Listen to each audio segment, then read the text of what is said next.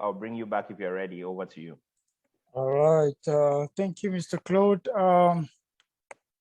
So talking about our IT job market update, a couple of you are wondering why we have this.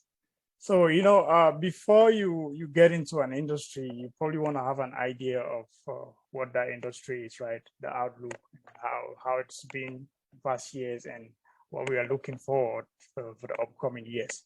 So we thought it wise to kind of get some snapshot on some really good statistics on the IT job market, so you guys can have an idea of what has been happening and what we are looking forward to happen down the road.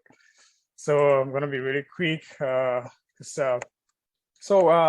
going to touch on the characteristics of the IT job market. So every market is made up of, every job market is made up of, people who represent in that market, right? So I'm going to focus here more on the Black or African-American people, because that's the audience we are addressing today.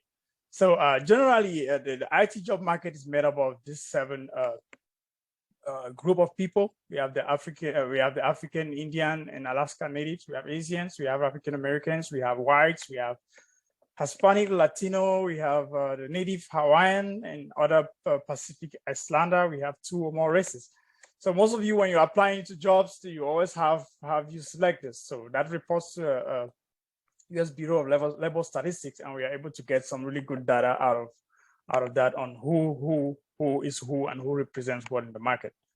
So the goal here is to give you guys a snapshot on the percentage of the Black African-American representation in the tech industry. So if you're looking at my screen, you would understand that you would see that we occupy or we represent just 8% of the entire tech workforce.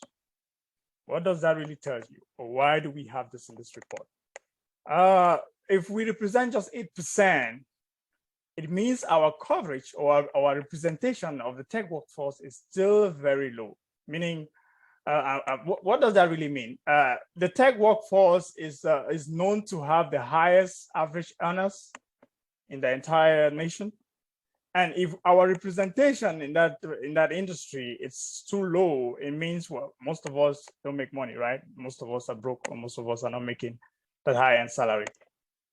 So I want you guys to note that. So if I move to the next slide, I'm going to give you some data on the total coverage or the total representation or the total percentage of tech workforce vis-a-vis or with respect to the entire workforce of the United States. So when you look at this chart, what we have here, you see it, if this whole chart is 100, the tech workforce is just covering about 7.9%. So that tells you that it's not too much, it's not big enough. I hear a lot of people saying everybody's now doing tech, everybody's now doing tech. We still have a lot of room, with the innovation that is going on, with the tech industry really growing, there's room for a lot of people. When you want to compare, or if you want to translate this this percentage to actual numbers, you will see that we have about 7.7 million of all tech jobs in the United States. What does that really mean? So for you to get for that to make sense, I'm going to relate that to the leading tech occupation categories. So these are categories that represents the various occupations and the number of jobs that they occupy in the entire tech industry. So we have software programmers, web QAs that represents this number, about 1,870,000 something jobs. We have the cybersecurity and system analysts and engineers that represent about 738,000. We have network admins, architects and support that represents 690,000. We have IT support specialists that represents about 650 something thousand. So these are those leading tech sectors, leading tech occupations that makes up the entire tech industry. So if you were looking at probably getting in today, then you probably want to have a snapshot of this and be able to identify most of those domains that are in these leading occupations, so you can probably specialize in, right? All right, my next slide, I'm still going to be looking at some snapshots. The objective of presenting these snapshots to you guys is for you to see how the industry has evolved in the past years. So it can give you some really good hope, right? So you can probably understand where it's going down the road. So for emerging, we have emerging tech ramp-ups. What does that mean? If we look at the industry back from 2016 to 2021, we will understand that there's been a really high growth in emerging tech occupations. So if you look here, 2016, we were looking at about 200,000 jobs.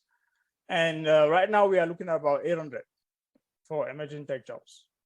And that relates to the curve we have here, aggregated annual job posting. So I mean, if emerging jobs are going up, definitely we are having more jobs being posted. So back in 2012, we had about 2 million. And today we are looking at about 4 million jobs being posted. So there's huge opportunity out there that a lot of people need to look out for.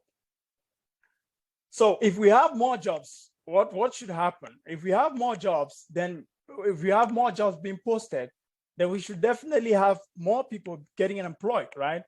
Those jobs get posted, people apply, they get interviews, and they get employed. So since jobs are going up, the rate at which people get employed also goes up. So if you look back in 2020 to 2021, we had about plus an increase in 79,922 jobs. Employments, these are employments, not jobs. So people were employed. So the number of people that were employed increased by 79,922. So what are we looking forward to? We are looking at a projection. We are expecting this growth to double. So we are looking at about 177,000 jobs to increase, or employments to increase rather, this year and the upcoming years. How is that important? When the demand is going up and the employers are posting a lot of jobs, we need people to be able to apply to those jobs and get those jobs, right? But following the laws of demand and supply, when the demand is high and probably the supply is low, meaning the jobs are being posted, but we don't have a lot of people to fill those jobs, what happens? The prices of those goods go up, right? You can see the relation to this by the tech occupation wages. You see it only going up. That's why the tech industry has the highest average wage, which is about 86,852 compared to nationwide. So I want you to bear that in mind. There are a lot of jobs out there that are not being filled. And that's why people who are in the tech industry get paid so high today. So one last thing I want you guys to go home with.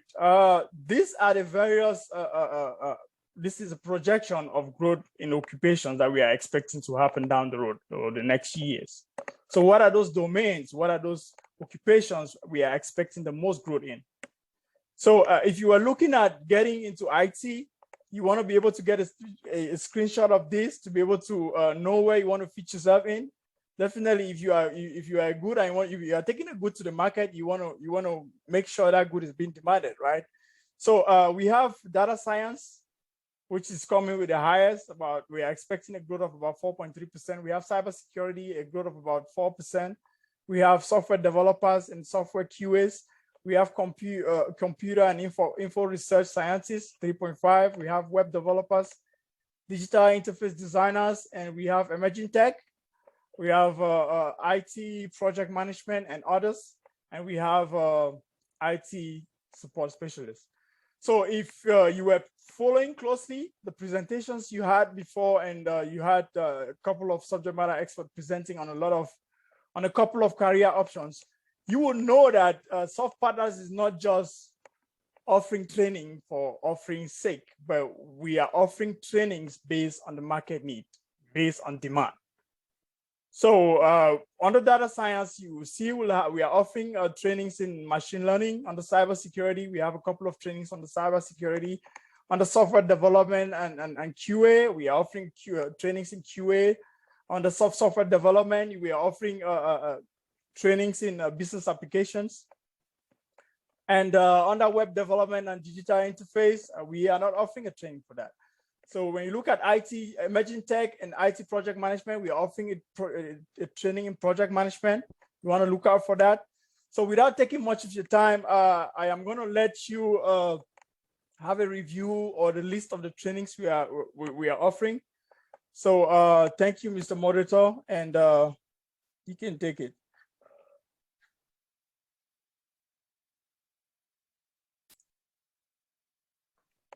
Thank you, thank you, thank you. Guys, if you were doubting where you need to be, now is the time, and then you can actually come back for more guidance and orientation. So we have a few more minutes here to go. Our next part is going to be, what are the various trainings that we can help you based on this, projected growth occupation, and based on